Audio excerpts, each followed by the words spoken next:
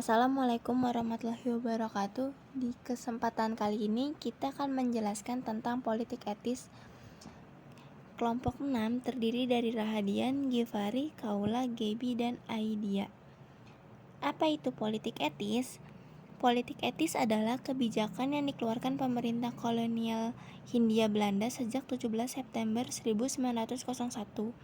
Politik etis disebut pula sebagai politik balas budi pada 17 September 1901. Ratu Belanda Wilhelmina mengumumkan bahwa Belanda menerima tanggung jawab politik etis demi kesejahteraan rakyat kolonial mereka. Apa tujuan dari politik etis? Tujuannya yaitu para pendukung kebijakan prihatin tentang kondisi sosial dan budaya yang menahan penduduk pribumi. Mereka mencoba untuk meningkatkan kesadaran di antara penduduk asli tentang perlunya membebaskan diri dari belenggu sistem feodal. Ratu Wilhelmina yang baru dinobatkan secara resmi mengartikulasikan kebijakan baru, bahwa pemerintahan Belanda memiliki kewajiban moral kepada penduduk asli Hindia Belanda.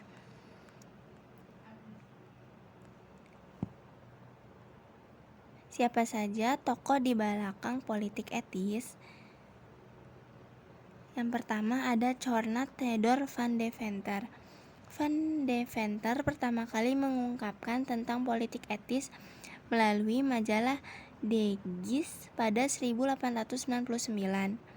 Tulisan-tulisan yang dibuat Van Deventer ternyata diterima oleh pemerintahan kolonial.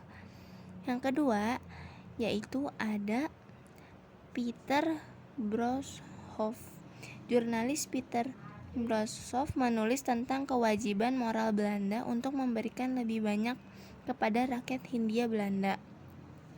Dengan dukungan kaum sosialisasi dan kelas menengah Belanda yang peduli, ia berkampanye melawan apa yang ia lihat sebagai ketidakadilan surplus kolonial. Apa isi dari politik etis? Yang pertama adalah irigasi. Dalam program ini, pemerintahan Hindia Belanda melakukan pembangunan fasilitas untuk menunjang kesejahteraan rakyat.